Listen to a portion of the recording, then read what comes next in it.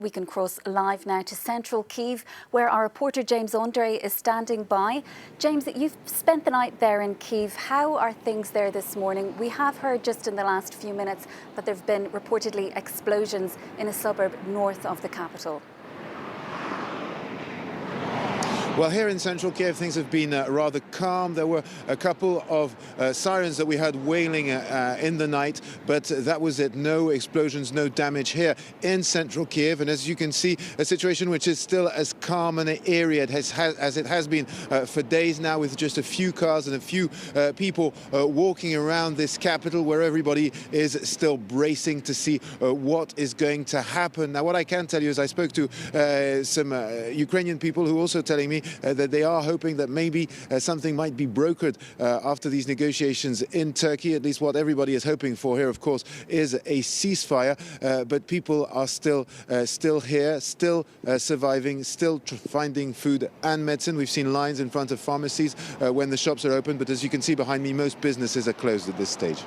And James, we saw in your report earlier you've been visiting the line of defence north of Kyiv, spending time with the Ukrainian military there. Tell us a little bit about more about what you've seen.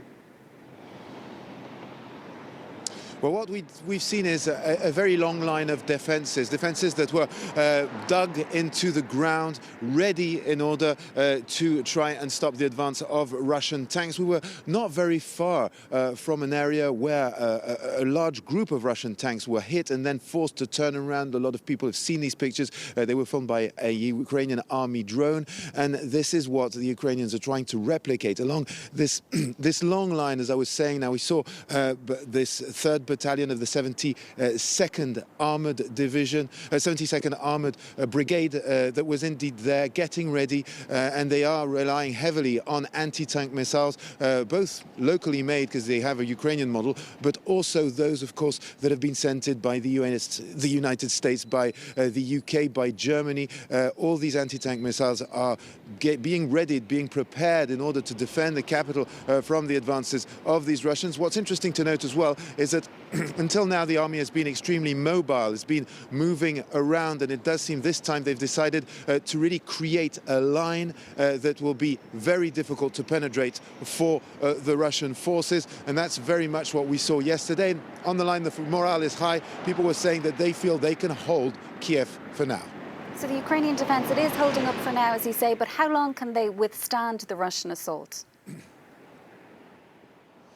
Well, that, of course, is extremely difficult to say. It also depends what the Russian tactics will be. We've seen that they've been very brutal in Kyiv, in Mariupol, with bombardments and heavy artillery used against these cities. This has not happened here in Kiev for the time being. What we see is more psychological warfare, with explosions dotted in the northern areas in order probably to frighten the population, to make them feel that this war is raging just at the gates of the city. But for now, they've not managed to penetrate the lines, neither in Irpin nor in Brovary, on the east and western sides of this city. For now, the south is also still open. The road, the highway towards the south, we've been using the team of France 24 to come in and out of the city, out before the curfew, back in after the curfew. Well, that is open for the moment. It's running, and that means the city has a supply chain in order to have food and medicine. The basics are coming in for now to Kyiv. So that's very much the situation. A lot of pressure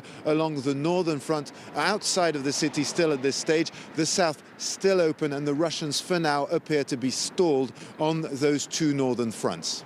Thanks so much for that update, James. That's our reporter James André reporting live from central Kyiv.